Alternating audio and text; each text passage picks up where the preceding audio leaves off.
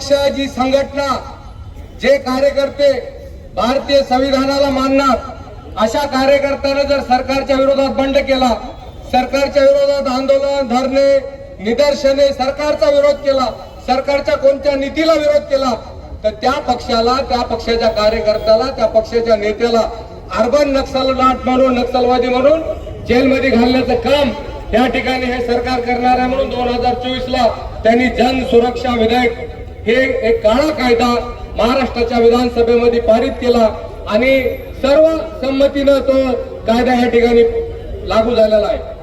आपण जर या ठिकाणी महाराष्ट्र सरकारचा विरोध केला तर त्या कार्यकर्त्याला या ठिकाणी जेलमध्ये जावं लागेल. मला सांगायचंय की 2-4 दिवसापूर्वी माढा तालुका, सोलापूर जिल्हा, कुरोडवाली या गावात अवैध उत्खनन चालू असताना त्या ठिकाणचे राष्ट्रवादी अजित पवार गटाच्या कार्यकर्त्यांनी त्या ठिकाणचे IPS अंजना कृष्णन यांच्या समोर तहसीलदार, गिरदावर, तलाठी, पेशकार यांना बेदम मारण्याचं काम केलं.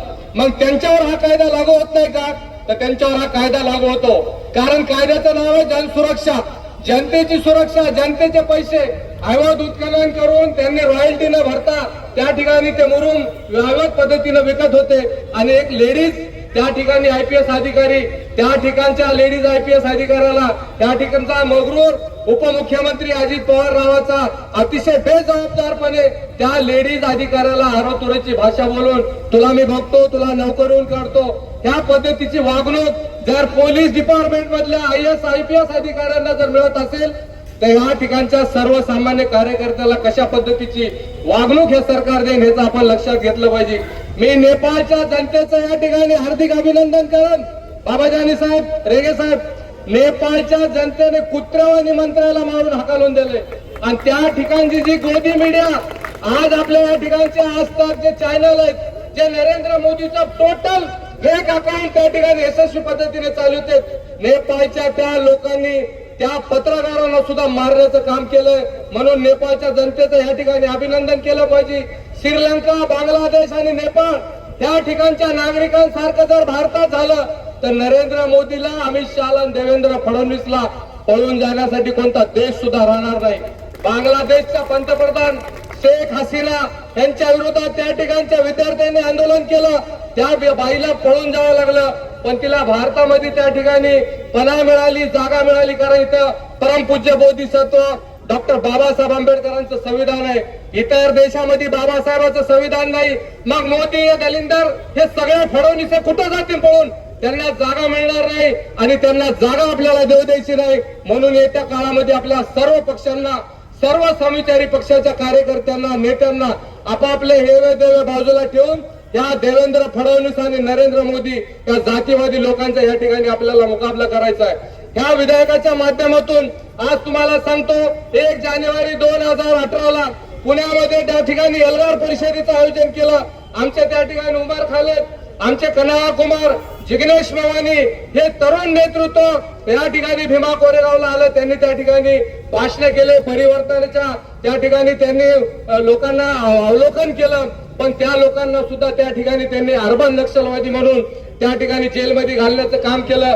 परमपूज्य डॉक्टर बाबासाहेब आंबेडकरांचे नाथ जावई अनंत टेमतुंबडे सरांना 2 वर्ष ह्या जुलमी कायद्याखाली त्यांनी त्या ठिकाणी जेलमध्ये ठेवण्याचं काम केलंय. म्हणून ज्या पद्धतीनं भीमा कोरेगाव या ठिकाणी संभाजी भिडे नावाच्या माणसानं जातीय तेढ निर्माण केलं, तशाच पद्धतीनं 10 डिसेंबर 2024ला परभणीमध्ये सुद्धा त्या ठिकाणी जातीय तेढ निर्माण केलं. बांगलादेशच्या प्रकरणामध्ये या ठिकाणी मोर्चा काढला. शिवसेना शिंदे गटाचे माणसं असतील, भाजपचे माणसं असतील, कोणी असतील, पण त्या मोर्चात सुद्धा समविचारी पक्षाच्या लोकप्रतिनिधींना हजेरी लावून या ठिकाणी दंगल सदृश्य परिस्थिती निर्माण केली आणि आमचा सोमनाथ सूर्यवंशी आणि परभणीची शान आदरणीय लोकनेते विजय वाकोडे बाबांचा बळी त्या ठिकाणी जावा लागला. या सर्व गोष्टी आपण अवलोकन केल्या पाहिजे. पोलिसांना समोर करून त्या ठिकाणी हा जातीवादाचा प्रकार भाजप सरकार करत आहे. पहिला स्वतः हे जातीवाद करत होते, पण आज पोलिसांच्या मार्फत त्यांनी जातीवाद सुरू केलेला आहे. म्हणून येत्या काळामध्ये आपल्या सर्वांना त्या ठिकाणी फार बारकाईने आपल्याला लक्ष घालून या सर्व जुलमी कायद्याच्या विरोधामध्ये आपल्याला एकजूट होऊन सगळ्या पक्षांनी या ठिकाणी एकजूट होऊन अतिशय जोमानं आपण ह्या लोकांचा या ठिकाणी तिरस्कार केला पाहिजे. काँग्रेस पक्षाचे, राष्ट्रवादी पक्षाचे, कम्युनिस्ट पक्षाचे, एसडीपा, इतर सर्व पक्षाचे कार्यकर्ते या ठिकाणी आलेले आहेत. आज आमच्या देशामध्ये ज्या पद्धतीने राहुल गांधीनं काम सुरू केलेलं आहे, नरेंद्र मोदीचा पूर्ण भ्रष्टाचार त्यांनी या ठिकाणी उघडकीस आणलेला आहे. नरेंद्र मोदी जे आज तिसऱ्या बारजीचे पंतप्रधान झालेत, ते कशा पद्धतीने पंतप्रधान झालेत हे राहुल गांधीने दाखवून दिलेलं आहे. मतांची चोरी करून, ईव्हीएम मशीन हँग करून ते तिसऱ्यांदा सत्तेत आलेत आणि सत्तेत येऊन यांनी फक्त एकच अजेंडा लावलेला आहे की माणसामध्ये माणूस ठेवायचा नाही, मुसलमानाला त्यांच्या हक्कापासून वंचित ठेवायचं, बौद्ध मागासवर्गीयांना त्यांच्या हक्कापासून वंचित ठेवायचं. मी मनोज दादा जरांगेचं या ठिकाणी अभिनंदन करतो की एक सर्वसामान्य कुटुंबातला माणूस, आरक्षणवादी, प्रतिवादी जे कोणी असतील त्याच्याबद्दल बोलायचं नाही, पण ज्या पद्धतीने मनोज जरांगेनं मुंबईमध्ये त्या ठिकाणी मुंबई जाम केली आणि मुख्यमंत्री आणि पंतप्रधानाला विचार करावा लागला की ह्या माणसाला मुंबईतून कशा पद्धतीने बाहेर काढायचं. आणि त्यांना जर ह्या कोर्टाचा अधिकार, कोर्टाचा या ठिकाणी उपयोग घेतला नसता तर त्या ठिकाणी गव्हाणे साहेब मनोज दादा जरांगेवरच हे पहिली त्यांनी त्या ठिकाणी कारवाई केली असती. परंतु ह्याच्यासाठी करू शकले नाही की मनोज दादा जरांगेच्या सोबत त्या ठिकाणी सर्व मराठा समाज होते. म्हणून येत्या काळात मला सांगायचं, सगळ्या मुस्लिमांनी मुसलमानाचा साथ दिली पाहिजे, सगळ्या बौद्धांना बौद्धांची साथ दिली पाहिजे, सगळ्या समविचारी पक्षांच्या लोकांनी या ठिकाणी एकोणएकाची साथ दिली पाहिजे. आणि आज संपूर्ण या देशातल्या समविचारी पक्षाच्या लोकांनी मिळून डॉक्टर बाबासाहेब आंबेडकरांचं पवित्र असं संविधान या ठिकाणी वाचवण्याचं काम केलं पाहिजे.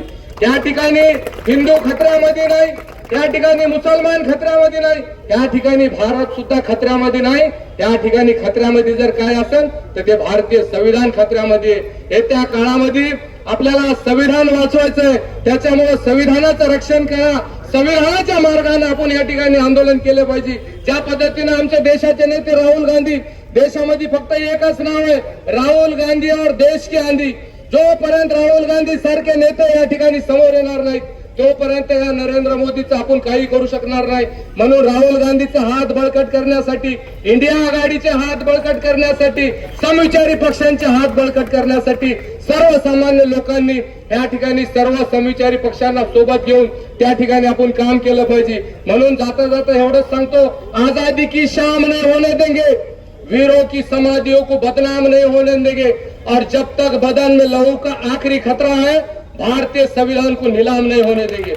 यहाँ पे मैं अपनी बात खत्म करता हूँ और हमारे नेता राहुल गांधी के लिए एक नारा देता हूँ, देश की आंधी राहुल गांधी, देश की आंधी राहुल गांधी. जय भीम, जय भारत.